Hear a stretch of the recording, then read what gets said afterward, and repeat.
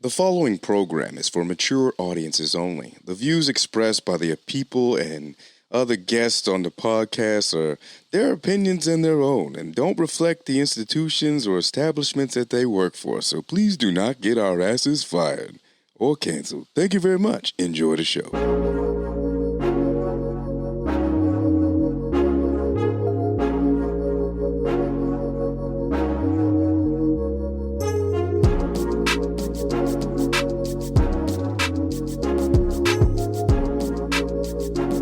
Hey, what's going on, Glad Gang? It is I, Jay Whitaker, in the house, in the studio. Thank you so much for checking out the podcast. As always, joining me this episode is, to help me co-host is my amazing wife, Kat Umano Whitaker. Hey, babe, how you doing? Hello, I am great. Yes, yeah, I know she's all smiles right now because we actually had to come back and do the intro to this episode. We had a great conversation with Bebe Neuwirth. That was absolutely fantastic. Y'all are gonna love this interview. I mean, come on now, we doing big, we doing things on this show now. We had a nice little write up. We had Roy Wood Jr. stop by. We got some quality guests. We're gonna keep giving y'all some quality content. And every guest that we've had on has been absolutely amazing. And it's just been really cool. So I appreciate everybody just supporting the podcast. If you'd like to support the podcast, go to patreon.com/GladYouMadeItPodcast. Follow us on the socials at Glad Podcast on Twitter. And you can also find us on Instagram at Glad You Made It Podcast, as well as YouTube. We're going to start moving all the YouTube videos over there. So just make sure you continue to support the podcast. We're going to have some more Boston comics coming through. I got some great comedians that I always love to talk to. But we switched gears for a second and had a chance to get Bebe in the Glad You Made It podcast digital studio. Baby, how you feeling right now? Oh my God, my face hurts just from smiling. And she's just she's just incredible to begin with, but especially coming from a background in theater and just getting to talk to her, pick her brain as a dancer, just, was just amazing and very inspiring. So. Well, she has an amazing amount of experience working 40 years in this industry. Some may know her from A Chorus Line, Dancin, Sweet Charity, where she won a Tony Award, Chicago, where she won a Tony, Fosse, Off-Broadway, Midsummer's Night Dream, West Side Story, Taming of the Shrew, London's West End, Cheers, of course, where she got 2 Emmys, Frasier, Blue Bloods, Liberty Heights, Summer of Sam, Jumanji, The Next Level. She's currently on the Audible adaptation of Neil Gaimin's series, The Sandman, and HBOMax's Julia. Please give a warm welcome to Bebe Neuwirth.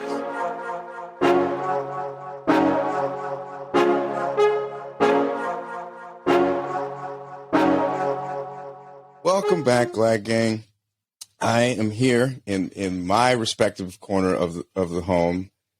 Kat, you're in your respective wing of the house, right? Correct. Yeah, correct. But joining us from her respective lovely chair and drapes, we have Bebe Neuwirth in the house. Yes. Hey, how we doing? All right. We're doing all right. So glad to see you both. Yeah, it's finally nice to meet you because we casually met through Twitter when I was losing my mind bird watching in 2020. I just loved your videos so much. Who's that guy? I love birds. You want to see him? I was like, yeah, I do want to see him. I couldn't wait till Feather Friday. Yeah, I need to bring it back. It's, you know what it is, the production value of just editing that and just so much research in a short amount of time and yelling those bird facts and making it. It's a lot goes into it, and I didn't know if I had the bandwidth, but it was just nice. I definitely remember the morning where that was because 2020 was a very hard year for pick a everybody, person, the world, right? And I wake up and I'm like, hey, honey, Bebe Neuwirth is following him on Twitter, and I don't know why. Oh man. And you just seem so nice. And, it was like positive vibes out on Twitter. I go, yeah, I'll take that. Yeah, positivity on Twitter? What? I know. And so then Kat kind of had like a reaction. Minor freak out. Yeah. She's like, what? Why? Well, and I find it hysterical that you would think with, us both being involved in theater that, if I were to meet you, it would be, at the stage door or through a workshop or, something like that. But it's nope. Yeah. But nope. It's through my husband's bird show on Twitter. So, but Yep. I'm glad it happened. So Yeah. You'll take it. Yeah. How did you meet? My husband did a dumb bird show, and it's not, and he likes birds, and so does Pee-Pee. So now they hang out. But like honestly, it was a really cool moment. Because I followed you from Frasier. That's where I found you personally, and then I do vividly remember seeing you in The Faculty. That was one of my jams. I remember seeing that, and you played the principal, and I remember seeing you in that, and I loved you from that. It's so. Oh, great! I love. I know that that's not, that's not anything like Sweet Charity or anything, but it's. No, it's so funny. I have been fortunate enough to do a lot of different kinds of works, right? A lot of different mediums, and a lot of different kinds of work within those mediums. So if somebody says, "Oh, I recognize you from," I never know what it's going to be, and somebody's going to be, "Oh, my favorite movie ever, The Faculty," and I go, "Now I know that there is this niche fan base for The Faculty. It's fabulous, fabulous movie." Or somebody goes, if I go, "Oh, let's see, you're a young woman around this age. I'm going to say How to Lose a Guy in 10 Days." I'm like, yes, that's right. It's another one. Yeah. So what are you working on now? How have you been? It's 2023. How is Bebe? She's all right. I just had a big birthday. I guess every birthday is a big birthday if you pay attention to them, and I do. I was in Boston. I almost came to see you in Boston. I guess it was not this past summer. I think the summer before last, and I think you were playing at a club in Boston. I was working there, and I wanted to come see. Right. Then I went, wait a minute. There's a pandemic, and it's going to be a lot of people close up, and I remember that. Be laughing really hard in each other's faces.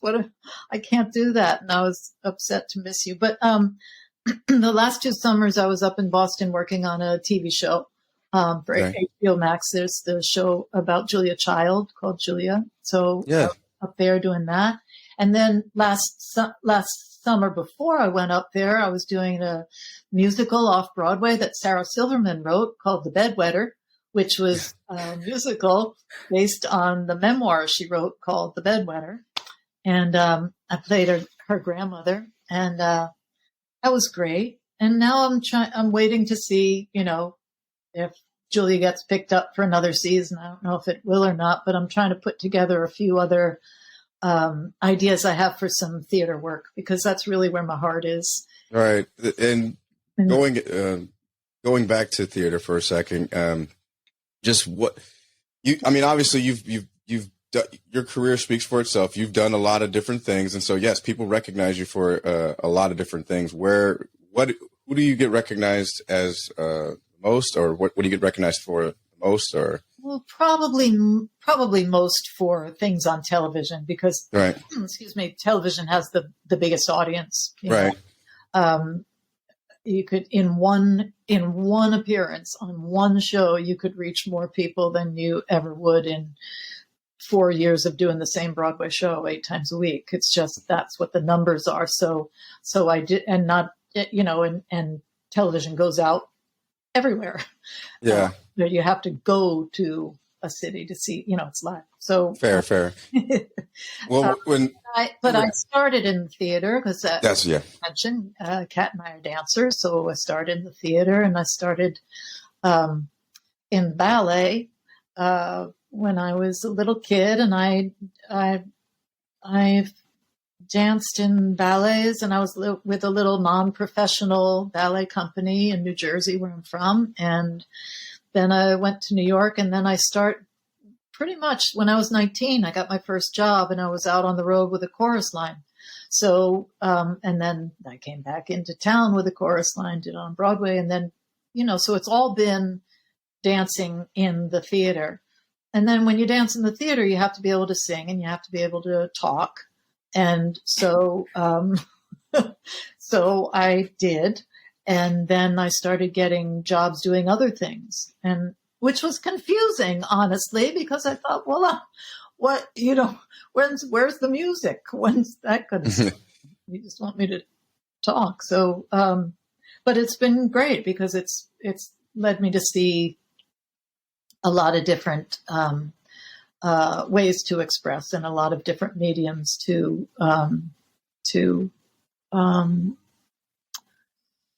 experience and to investigate is the word I wanted. Like I started doing some animation years ago. They asked me to do a voice on a cartoon. I went, well, this is a completely, it's the same thing, but it's different. They're all the same, but they're all, they have different technical things that you have to learn. And I find that really interesting. And you think you're doing something with your voice, and you're not exactly doing it because I don't know. It's been interesting. Kat? Oh, where do I start with the question? Yeah, because I know you. As soon as she said chorus line, I was like, "Oh, here come." Oh, well, I mean, I could ask you endless questions. Chorus line, I absolutely love chorus line. I've done it 3 times now. Oh, right. Playing different roles. I guess one of my questions for you, since you've done such a wide variety with TV and film, and then also on stage, I know with dance, when you start as a young dancer, it's kind of always in you. But I'm curious, as far as when you do go off to do film and TV, what do you do to kind of keep up with the dancer side so that when the next role comes along, you're still ready to go? I thought you were going to go a different way with that question, but no, but I'm right with you. Because right now, as I say, I just had a birthday. I just turned 64. So I'm still dancing, but not as athletically as I used to. Like, I'm not kicking my face anymore. So, but when I was, I just got to class as much as I could. That's all. If I was called upon to do a job where I'm not dancing, if I can get to class, when I get to class, I got to class. And then, as soon as that job was over, I went to class more. Yeah. But you say something that I think is really interesting is being a dancer first, like you are, and I am. That I think of it as that's the animal we are. So people say, well, do you like acting or singing or dancing? Well, it's all acting. It's all living moment to moment under imaginary circumstances. And you're either dancing and wiggling, or you're singing, or you're talking and listening, or you're being, quiet. But it's all that. So, but being the animal that is a dancer first, physical first. You see, I'm having trouble staying inside this. Right? If you are that first, I always say that even if I'm not dancing, that doesn't mean I'm not dancing. So I might be doing Frasier, or I might be doing Julia, or I might be doing Midsummer Night's Dream, but I'm still that same animal that is very much in my body, and very much, whether I'm conscious of it or not, I am involved in the physicality of the life that I'm portraying. Does that make sense? Oh, Yes. No. for me it does. Yeah. Yes. The answer is yes. It is like I mean, obviously I'm a theater kid first, and I'm a comic first. I think like a comic first, and there are nights where she is just like I could tell she just needs to dance, and so it is one of those things that it's always going to be with her, and so we're very supportive of each other, and we're just like I understand to a certain extent. There are some days where I look at her and I know she's in pain, and I know she's working really hard, and so. How do you take care of yourself? What's your support system like? What was it like for you? Well, lots of massage, lots of chiropractors, lots of acupuncture, and different kinds of balms and different kinds. You've got your arsenal. And I know a lot more about anatomy than I ever thought that I would when I was, there's all kinds of muscles I could name and things I know about that I never thought I would. I've actually had 2 hip replacements that I continued dancing. And I had my first one when I was 47. And a few months later, I was playing Roxy on Broadway in Chicago. So, I was young enough so that I was still in shape when it happened. And the surgery is so good that I could come back from it and continue to dance. So, it's, I danced my hips off, and,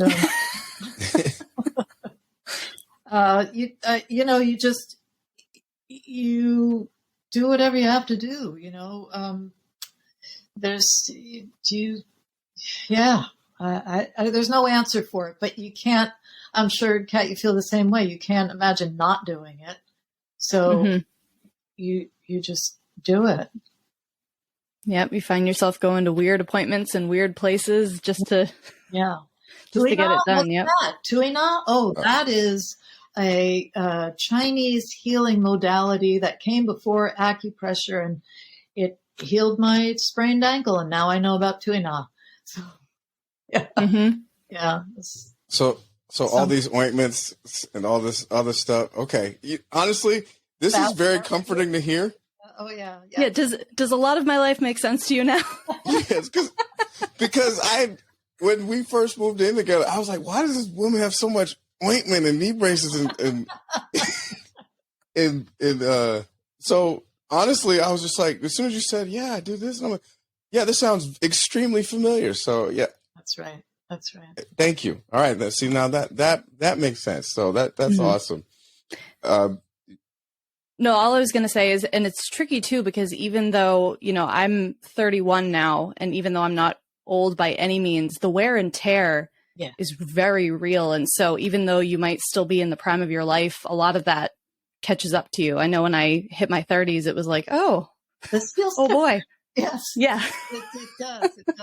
But you know what? I was I would say the prime of my dancing was in my later 30s. That's when I think that's when I was at my strongest, and I was also the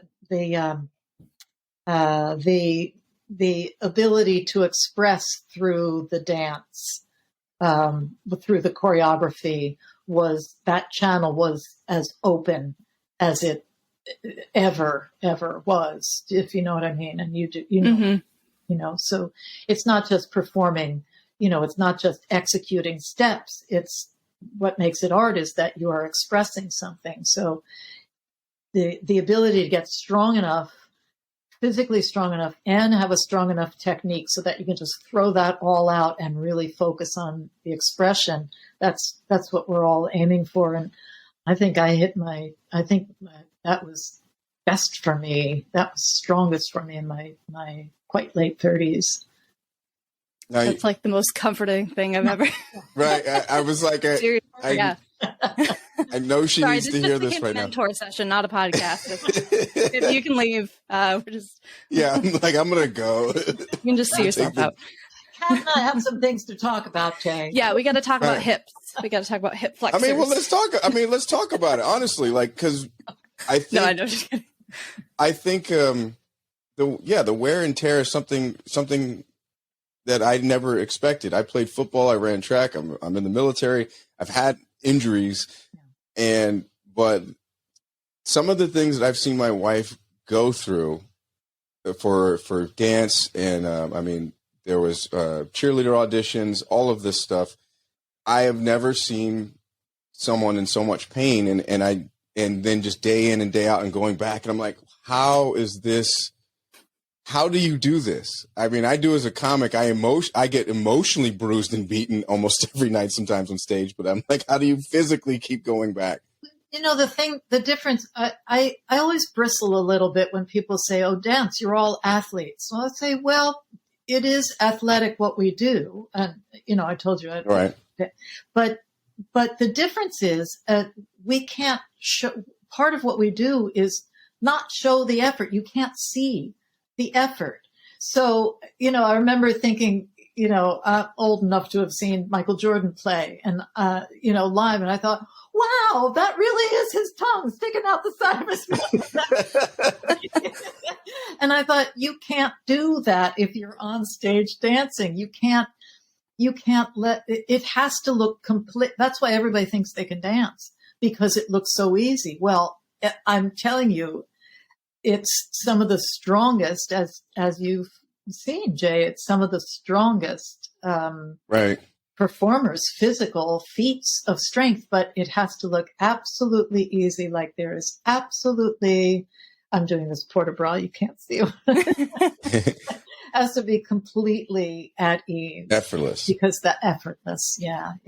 You can't show, you know, you can't be like what are those weightlifters? Body. Yep. But, and it was over time. It was over time that I realized that, you know, that Kat is in impeccable shape. I was like, damn, I'm married to an Avenger, and you know, just but we get up at 4:45 in the morning sometimes. We've been slacking since the beginning of the year, and we go to the gym, you know, sometimes it's beginning of the year. We got a lot of things coming up. Martin Luther King Day we just had that. So we had our dream. So that was it. You know, we've just been falling back, but we're planning to get back on it. But what else are you working on besides, I know you want to return back to the stage. I want to get back to the stage as soon as I can. Yeah, I just, I don't know, you know, one thing about, I was thinking, I spent the day in the ceramic studio today because I throw pottery and I make pottery. And one of the things that's really hard, I think, about being a performing artist is you don't know, you can't make the work happen. I can't just go, oh, I'm going to go do a Broadway show tonight because I'm not in a Broadway show tonight. So I'm left here going, well, I'm going to make a nice salad for my husband and me, but I need to create. I need to have, move the creative energy. The chi has to move. Otherwise it gets stagnant and it's depressing to not create. So for me, I go and I make pottery, and I feel like I'm a little 8-year-old sitting in the corner making pinch pots. Mm-hmm. But I started coloring. Yeah. Oh, it's great. You have to express. You have to do. I mean, I think everybody needs to do that. But certainly, if you are, a performing artist, you're a performing artist because that's what you are moved to do before anything. Anyway, so I think it's important. Mm-hmm. I think he disappeared for a second, but we can keep going. Was it something I said? Oh, just not a big fan of pottery, I guess. Pottery? Pottery? Ask her to talk about ceramics. Thought she was a dancer. Oh, speaking of, keeping yourself creative, I'm curious. I know we kind of talked about keeping yourself going as far as dance, but in general, you know, one of the lovely parts of being a performer is very much the instability of the business. Even if you're at the top of your game, booking shows, booking, you know, films, there's always contracts always end. Yes. There's always that downtime in between. So how did you deal with that? Well, I think it just, oh God, I hope I got it. Yeah. Eventually I went, you know, I started doing pottery, but that was really kind of a side thing. I think I just toughed it out and just waited for it to happen and went to class and went to auditions and hoped for the best. I don't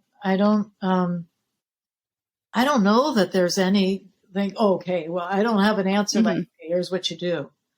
There are people like that, but I'm not like that. I'm also not very ambitious. I'm not an ambitious person. I'm not. To me, being an ambitious person is someone that says, okay, here's what I'm going to do. And I'm going to go there, and I'm going to, I mean, I went to auditions all the time because I was trying to get a job, but I have never been someone to, you know, self-promote, and I was never someone to strategize. You know, there were things that I noticed, like, oh, well, if I do this job that I'm doing now, I bet that might help me, you know, down the road. But I am so uncomfortable with the notion of strategizing and making things happen and doing things. It's as I said earlier, there are some things that I'm trying to put together, and I have some ideas for some pieces that I want to do. But part of my problem is that I'm not very ambitious. So I sort of like, it just feels kind of impolite to me. And maybe it's that dancer mentality. You know, it's like, you know, tell me what count and I'll do it on the, you know, on the 5 of the second 8, and I'll be there. So I would just kind of waited for something to happen, and, yeah. But I think that's okay to also hear that too, is it's okay to freak out in between, because it is scary to have, you know, your contract in and then you're back to waiting tables or, you know, working at Starbucks. So that's right. I think I cannot imagine what it would be like to start out now that show business includes social media. And that is a whole difficulty factor of 11, I think, really coming into that. Just the first time I heard that, when that auditions ask dancers or anyone how many followers they have on different social media platforms, I mean, right. That just, I know. My head exploded when I heard that. But I'm in ballet class. What do you mean? Get a right. I don't have time for that. I'm trying to be good at what I do. You know, I know. I thought you had a promo team. I'm not. Yeah, exactly. I know, it's wild. Even with, you know, I lived in New York for a couple years after school, and then always eventually had the intention of going back. And even though it's only been 10 years since I lived in New York, then I was like, wait, we're doing tapes now. I have to video myself and have lighting and all of these kits. And I'm like, I just showed up to Pearl Studios at the crack of dawn with everyone else. Right. But now is that because of the pandemic that there's all the self-taping, or was that happening before the pandemic? I think it was mostly the pandemic, but I think that's one of the things that they're kind of holding on to, because it's easier to just go through a bunch of self-tapes than have bodies coming through the room. So they like it. They did it. They found that they liked it. That's a shame. I just feel like, you know, how do they know? I mean, if you're going to be performing on camera, then sure, you want to see what the person's like on camera. But if it's in the theater, there's a whole other vibe and a whole other presence that a person has. Yeah, it's interesting. I remember auditioning once, or not auditioning, but seeing some auditions. I was going to do a television pilot, and they were auditioning. They were down to 2 different men to play my husband, and I had auditioned with them, and one of them was really, really strong in the room, had this great stage presence, and they were both terrific actors. But one of them live in the room was wow. And the other one in the room, it was fine. Fine. And then the director said, this is the one that they want. And I went, really? Because the one, and then he showed me the tapes, and the one who was wow in the room, it was like they switched. It didn't read the same. Yeah. It was wild. Like this guy who was like, okay in the room was like bang, popping off the screen. Mm-hmm. And the other fellow had diminished somehow. Mm-hmm. So I know it's weird. Yeah, it's fascinating the difference, between reading on camera and that energy on camera versus on the stage. Similar but very different. As you know, I guess. I just try to do my thing. I'm trying not to change things. I know a lot of people they get real subtle and small on camera. I don't do that at all. I just do it. Playing mezzanine, playing to the second balcony. I love it. All right, we're going to take a quick break because we got to reload the room to get Jay back in here. So, yeah.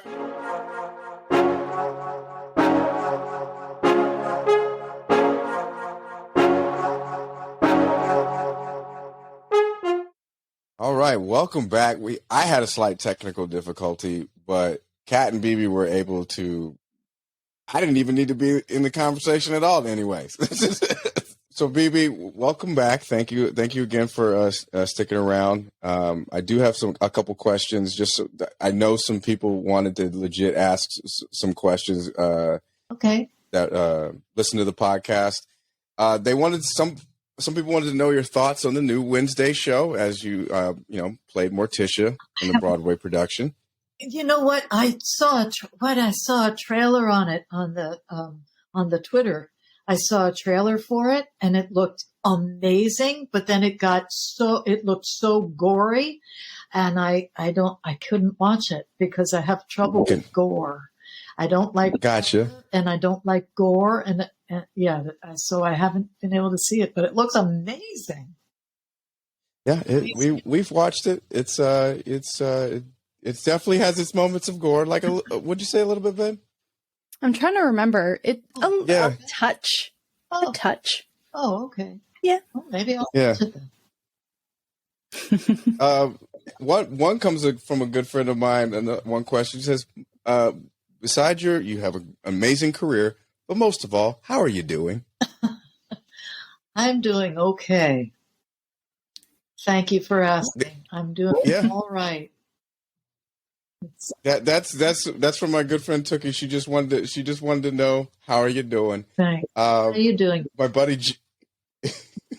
Johnny has this question. Favorite memory from filming The Faculty? Oh, sure. I have a couple of them. That was the most fun I ever had on any movie set. And really? Yeah. It was so much fun to work on. Robert Rodriguez was the director, and he made a great vibe. It was just a great hang. It was a great set. It was wonderful. And he had his whole family was working there. And there was one time when I think he had a brother who was playing tango guitar, and there was a little dancing involved, little dancing tango guitar. And then there were dolly races. There was this thing where Robert Patrick was chasing me down a hallway, and so the camera was behind me and I was running. And I had just a great time booking down the hallways and running and running. It was just really fun, and everybody was really, really nice. It was really, really fun. It was a real hang. That's so. you just reminded me that it is a Robert Rodriguez film. Who I love his movies because you give him the tiniest budget and he'll give you the best. Oh, and there was just a great movie. Yeah, well, that was and there was one time when we were shooting one thing. I looked up in the camera and he was on the camera. He was like, "Excuse me," and he was the director, and he was just kind of just spontaneously. I mean, he had to have a great focus puller because it was like he's just doing his thing up there with the coverage. It was great. It was really fun. Do you get now when you visit Boston? Do you get a lot of love from Cheers and everything? Somebody said, "Do you even pay for a drink in Boston?" That's right. That's like a valid question. I feel like that's funny. I don't drink, so there's that. But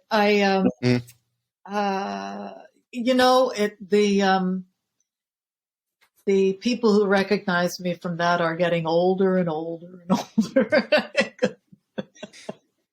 Because everybody used to recognize me from Cheers, and then those people are much older now.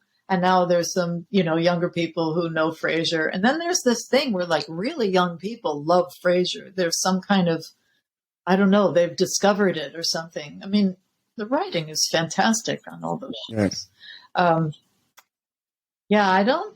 My voice gives me away when and I get recognized by my voice. And I changed my voice to play Lilith, but still similar enough, I guess.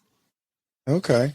All right. No, and then me personally, so my wife knows this, and a few people that went to high school with me know this, but I was a football guy, I was a track and field guy, but I had a little bit of Fosse footwork. I had a little bit of Fosse in me, and I was at Sweet Charity, and Sweet Charity in high school.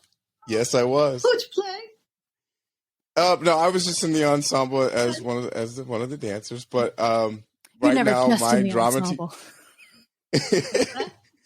I said you're never just in the ensemble. That's right. You're never just in the ensemble. Actually, that went through my head because of. Yeah, Go ahead. I'll tell you.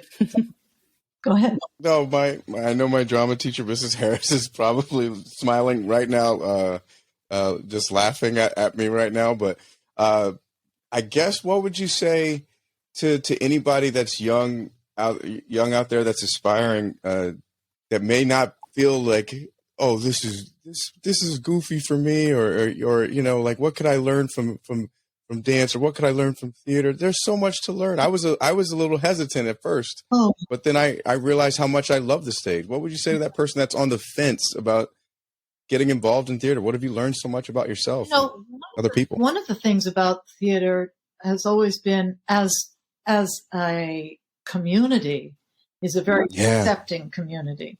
It's like all the weirdos in high school, we could go to the theater and we were fine. That we didn't get bullied there. We didn't get pointed at or made fun of. We could, the theater community is accepting. But I don't know, I just feel like, do who you are. Listen to, try to find and try to hear your authentic self. Sometimes it's hard when you're very, very young because you get, battered around and for whatever reason and whatever ways. But if you're really quiet and you really know, and it'll be the first thing that comes to you. And then you'll have maybe a lot of voices saying, no, it's not. No, it's not. But really that is. And if that is who you truly are and that's your authentic self, just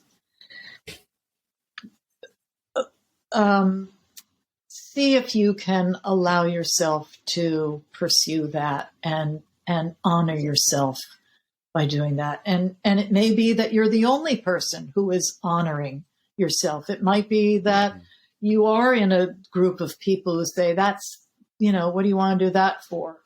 And they're not honoring you, but you have to honor yourself. You honor your own instincts and your own your own self and pursue that and be true to, that's what being true to yourself is. It's not always easy to be true to yourself, but it is the thing that we are all striving to be. And it is the thing that we are all striving for. And then, you know, your work will be great. You know, you're not, you know, it's like Kat and I go to dance class and we see somebody who's a really good dancer. We don't try to dance like them. We get inspired by them to dance as well as we can with our own voice. And what is my voice when I dance? You know, what's Kat's voice when you dance? When you do your comedy, it's like, what is my funny? What is the thing that just makes me howl? And that's the thing that I'm going to pursue and write toward and so on. I think that's it, really. It's a hell of a, and know that it might be hard. Yeah. Oh yeah. It's worth it.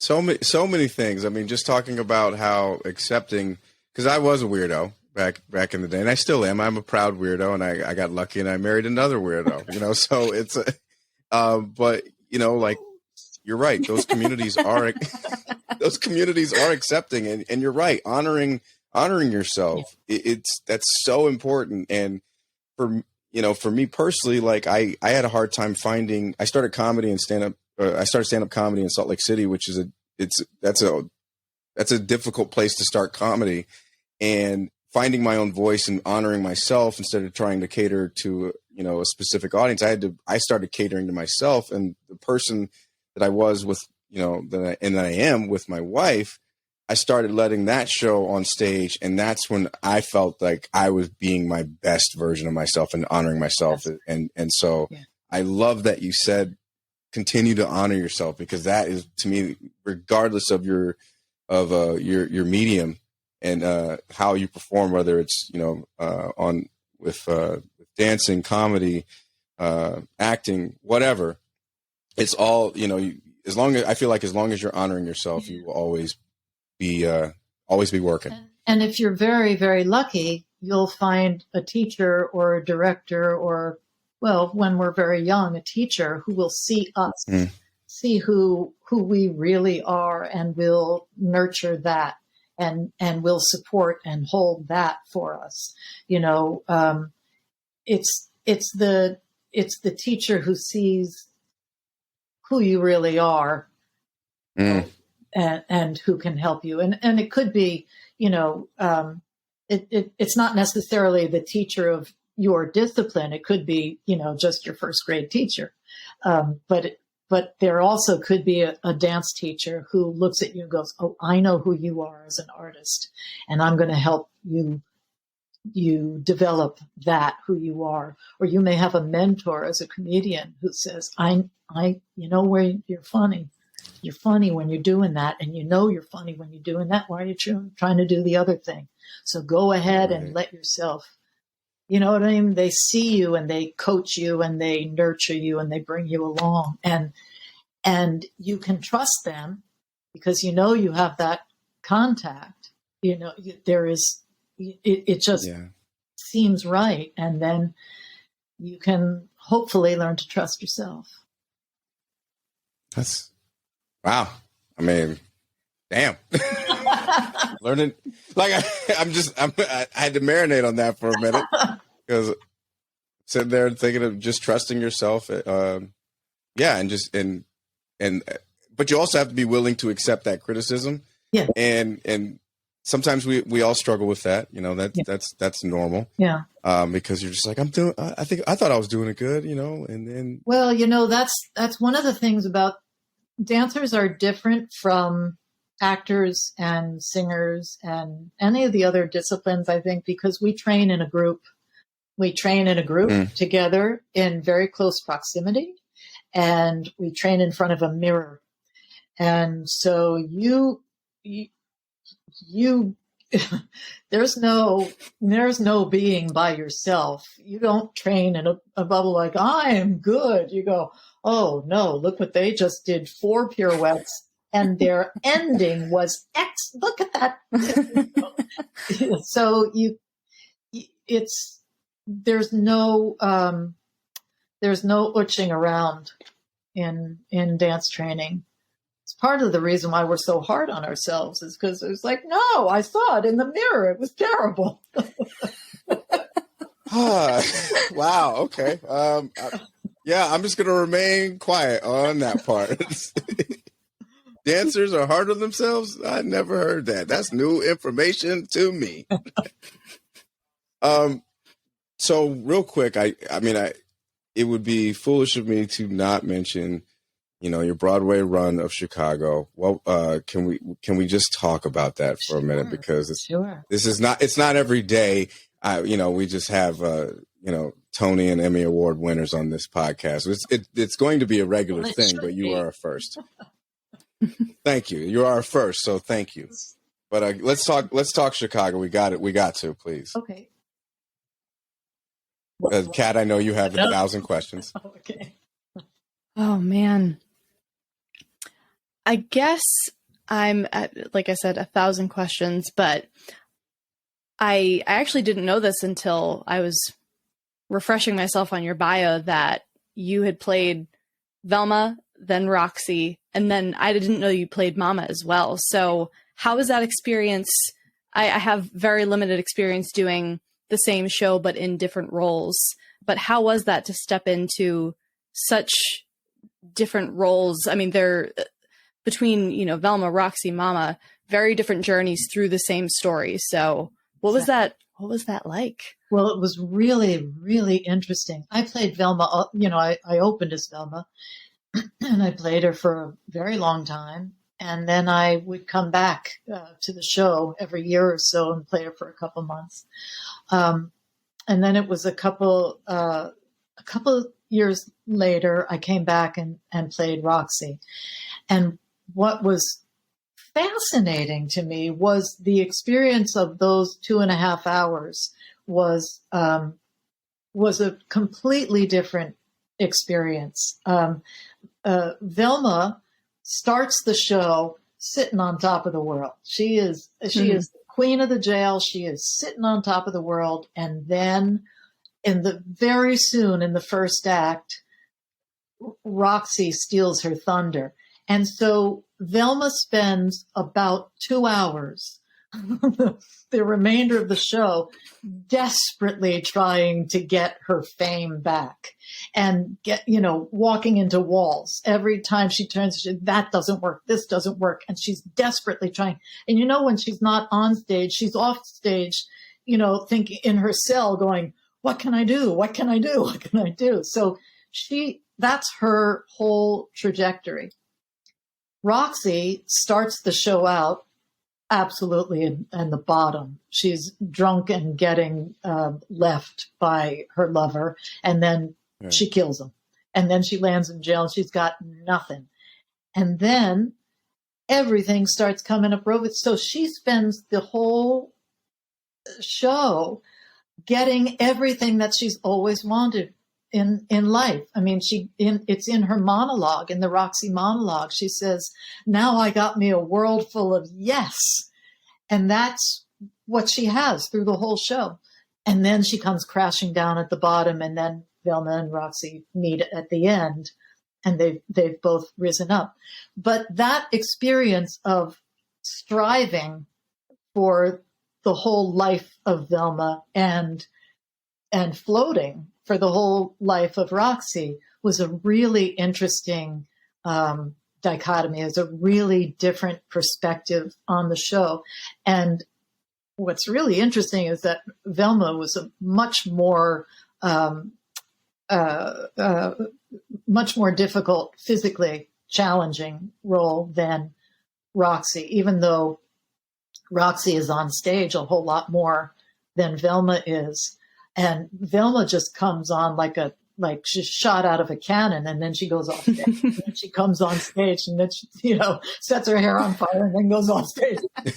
So that was really, really interesting. And then I come back a couple of years later, and I'm older at this point, and I'm not doing, this is me coming back to the show as Mama. and that it just felt so good to be there and feel so close to the show, feel so close to the girls and to everybody there. I really felt like, Mama she loves her girls. Well, she's going to make a buck off their back, but she loves her girl. She really does. Yeah. And I really felt maternal toward the cast, and I was old enough to be their mothers, most of them. So. But it was wonderful to be in that world and to be within that music, and it was great. Oh, thank you seriously so much just for sharing that, because I know that's one of Kat's favorites, and this is it's great. This is just so happy to she's in the other room, but I'm watching y'all on screen, and this is just so fun to just have this. I mean, and I'm so grateful that I did a stupid bird show that this could bring us all together. It means a lot just for you to sit down and have a chat with us, because I know we're gaining. This podcast is doing well, and we're gaining a lot of listeners that we do talk about career pivots, and so just the advice to just the advice that you're giving, the knowledge that you're giving, we're seriously really appreciative of all of it. And good. To anyone that's pivoting in their career, what advice would you say to them? What is pivoting? What does that mean? Pivoting. Well, let's just say things didn't work out in this particular. You had a bad audition, or or maybe it's See, I would maybe call you're that not recovering. I would say from an audition so that you can get up and fight another day. But to me, sounds like you mean what happens if you're doing one thing and then you decide to do something else. Am I misunderstanding? No, I would feel that I feel like you're right on the money. Just like so, I started out in theater, and then I pivoted to music, and then I still would go back and do theater, but then I still would do music, and then also I stopped doing music, but then I pivoted to comedy, because it was like the biggest thing was I had to go where the check went. Yeah, because I was trying to basically I was hustling back and forth from gig to gig. Yeah. When I started comedy in Salt Lake City, there's not a lot stand-up comedy that you can make a living. So I had to do voiceovers. I was doing bit parts on in commercials and just little small lines in little small independent films just to make the rent. I remember Kat remembers she was working 5 jobs at one point when I was in a complete dry spell. Yeah. I hadn't booked anything, and so I was like losing my mind about like, what do I do next? I was ready to call it quits with comedy, to be honest. Do you find? Am I interrupting you? No, that was just me. Do you think that you were changing things, or you were finding I'm going like this, but were you finding your way to the thing that you are meant to be doing, which is a stand-up comedy? Unless you feel differently, maybe that's not what you feel you're meant to be doing. But you say you started in theater and then you went to music and then you did to this. But I have a feeling that probably you were always funny, and you were always, whether or not you were saying the thing that you were thinking was funny, or you had the funny perspective on the thing that was happening, or you saw the humor of the situation. That's probably something that I'm guessing, has always been living in you. So maybe it was what you call pivoting, looked like pivoting, but it was actually your particular path to get to the thing that you are. Does that make sense? Well, yep. And that note, I don't need therapy anymore. That you've just solved it all. Like, I was just like, wow, there it is. There it is. No, that's just wonderful, because that's just such a wonderful way to look at it. Because the way that you're explaining it to me sounds so much better than me thinking I was in survival mode. Because I I wanted to feed my family. Well, but you were. You know? I mean, if you were, then you were, because Right. both things can be happening at the same time. Right. But I think it goes back to what you were saying earlier about how, like, some of your best years as a dancer were in your late 30s, and it's probably because, and this is me guessing, maybe you knew more how to take care of your body and recover. You knew you were in tune with your body. You knew what your limitations were and what your strengths and weaknesses, and you were more experienced and knowledgeable in your craft. So yeah, I think it just kind of we were all kind of just in that same wheelhouse where it's just like, it's all just guiding us. So we're able to do what we're doing because we're more experienced and knowledgeable about what we do. Yeah, maybe. Does that make sense? Yeah, maybe so. Maybe so. I mean, there's nuances of right role, right time. The role right for building up strength and stamina and technique, and directors and choreographers. So there's little bits of shifting, but there is things are cumulative, and there's at least as an artist, you accumulate the experiences and how do I work, and I know myself, I'm not going to do this, I'm going to do this. This is the thing that so yeah, it's all really interesting. I'd like to ask you what was your favorite audition that you learned about yourself? Where you learned the most about yourself? What was your favorite or most memorable audition? Where I learned about myself. Or it could be just a really bad one, or it could be a great one, but just what was your favorite? Yeah, I know. I didn't want to say bad, but. Well, I mean, the first time I auditioned for Bob Fosse was pretty stunning. That was amazing. What was that like? It was incredible. I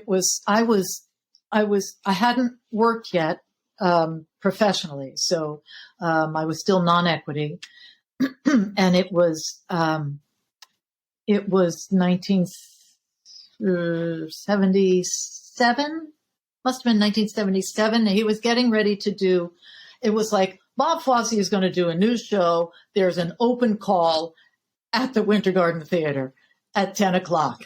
And you're like, okay, well, I guess. Go up at 7 a.m. and there's somebody stuck a sheet to the door, and you sign up and there's already a bunch of people signed up. And it was just, I guess, I think about this one. I mean, I've had lots of auditions that were incredibly embarrassing, that were frustrating, that were, dopey for one reason or another. But I feel like this one is almost historic. The first open call for Dancin. That was when he was making Dancin.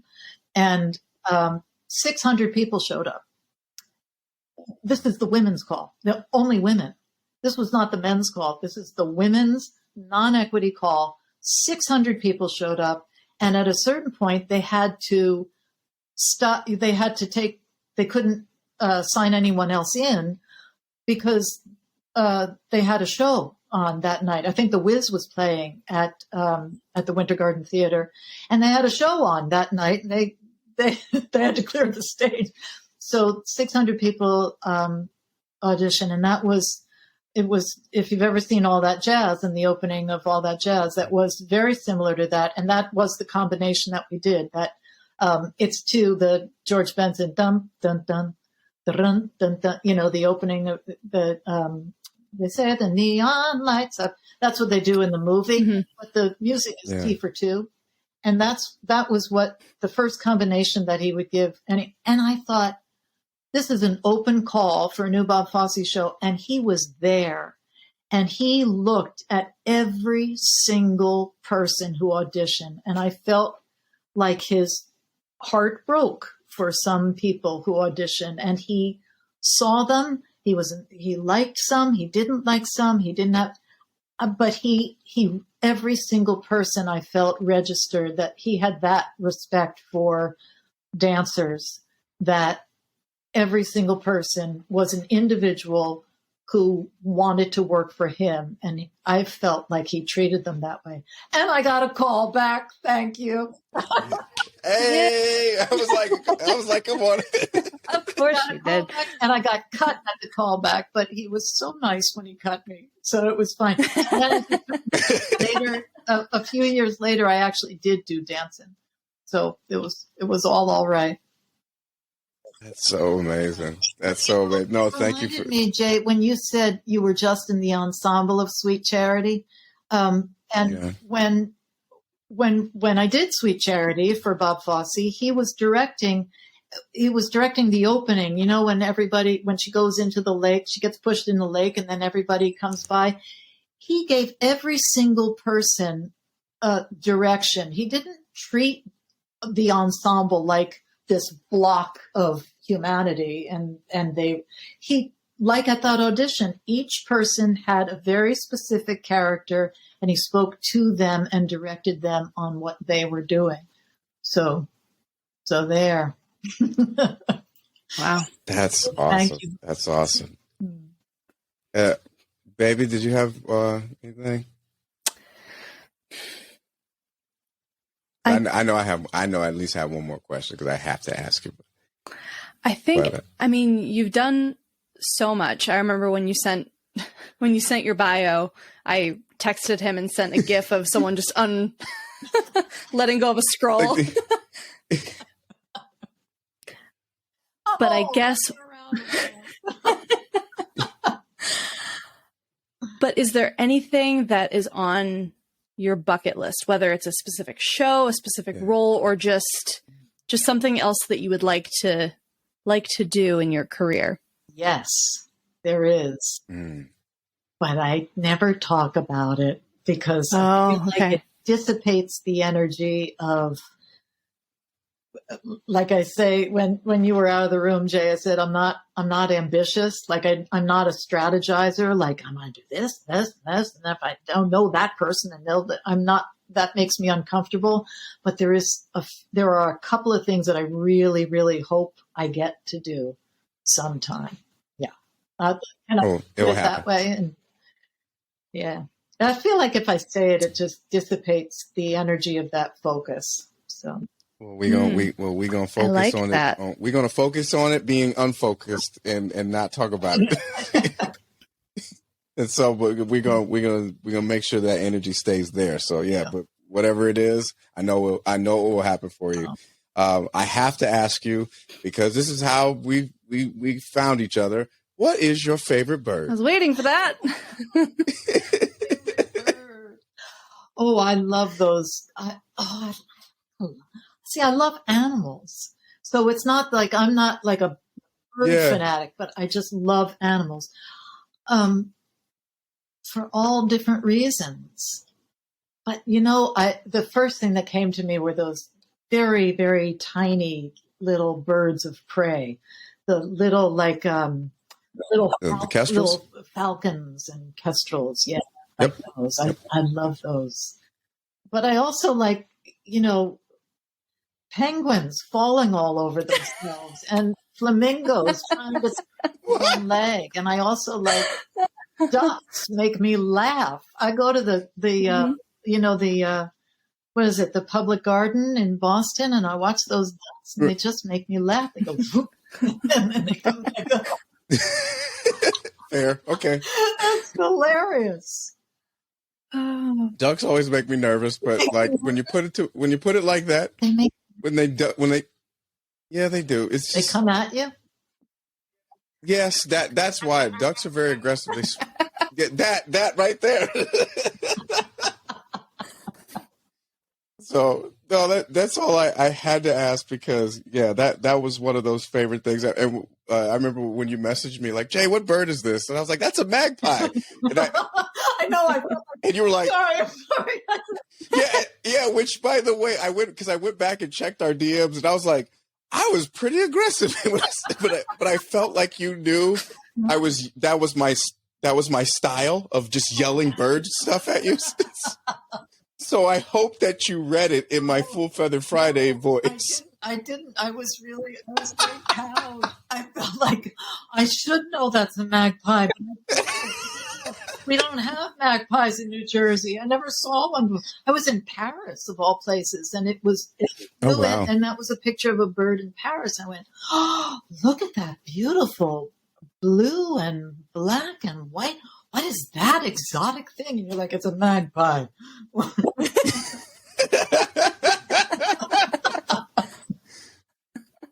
Well, thank you. And I seriously can't thank you so much. Thank you enough just for stopping by. This means a lot. You know, Absolutely, my pleasure. We'll have to do if you're in Boston, or if I find myself in Jersey, we'll have to go bird watching. When you come to New York, I live in New York City. You come to New York City. Okay. We'll come and say hello. It's just so nice to meet you both. So I've just really been looking forward to it. Yeah, same. But like, it's just been an interesting day because you know, it's just like, all right, anybody's like, what are you doing tonight? I'm like, oh, I gotta interview Bebe Neuwirth and see how that goes. And they're like, what? And they're like, yeah, life is going great. You know, like I'm already knocking my 2023 bucket list is awesome. So this is great. Seriously, I guess what would you final question? I guess. Well, what would you say to anybody listening? Just what would you say? Be kind. Just be kind. Just take a breath and either if you can't say anything nice, don't say anything. Come on with it. I like that. What is it? It's Patton Oswalt. You know, it was his. Isn't it? Do you know him? I don't know him. Do you know him? I don't know him personally, but I love his stand-up. Doesn't he have that thing? Wasn't it his late wife said, "It's chaos. Be kind." Yes. I just think that's so. Yeah. It's chaos. It's chaos. It's hard. It's hard, and it's hard for everybody. And sometimes you don't know how hard it is for some people, but it's hard. So it's just gentle. Try a little gentle. Try a little gentle. All right, I like that. Try a little gentle. Be true to yourself. I don't know. You know what? I'm gonna click leave, and then I'm gonna go. Oh shit! Oh man, that would be really smart if I'd said this. But. The mic drop, yeah, the mic drop. All right, yeah. But please follow one of the absolutely just a kind person to follow. If you're looking to follow someone on Twitter in that crazy deathscape that it is, and you need just a ray of positivity. No, follow you. I was going to say follow Bebe, but where can people find you? Where? I mean, obviously, I just wanted to plug your Twitter. Oh, on the Twitter? I'm only on the Twitter. I'm not on anything else except. Oh no, I'm on Post also. Oh yeah. Twitter. It's the Bebe Neuwirth. BENEUWIRTH. Yeah. Well, they know how. Y'all know the name. Damn it, just follow her. Damn it. Just anyways, y'all. Thank y'all so much for stopping by. Thank you so much, Bebe. You're wonderful, and we'll just keep it moving. All right. Yes.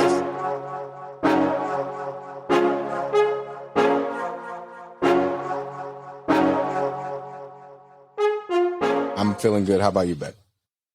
That was my favorite for sure. So how do anything you want to plug before we get out of here? I guess just follow me on all the things. You can find me pretty much everywhere at Kat Umano Whitaker. I think I'm Kat Umano W on Twitter because my name's so long. And then if you are local to South Shore, Massachusetts, and you want to learn how to ballroom dance or you're getting married, check me out at Bay State Ballroom, and I will teach you how to dance. That's BayStateBallroom.com. I always wanted to do that. Can I do like a voiceover for you where I just do like a radio spot that nobody will listen to? Yeah, just do like a local pickup. So like, do you have 2 left feet? Did you always want to learn how to rumba? Come on down to Bay State Ballroom. We'll do a sponsor in the middle of your episodes, but I'm not giving you any money. You're not giving me? All right, fine. I'll cook for you. Oh, man. Yeah, there we go. So thanks to everybody for listening. Give us a review. Thanks. And also, thank you so much for the questions. Please email us at gladyoumadeit.podcast@gmail.com. And we're definitely going to be having some more performers, entertainers. If you'd like to be a guest on the show, hit us up. You know, you don't have to have a Tony and an Emmy to be on the show. You could just be the number one in North Shore or something like that. You could have the best coolant business in Oklahoma City. We want to talk to you. We're going to have a panel week. I want to get some episodes where we interview some folks from different walks of life, and we'll get some panels going. That'll be fun. But just shoot us an email. We'd love to hear from you and what you like about the show. Thank you so much to everybody for listening. We appreciate y'all. Y'all have a great one. Peace. Peace.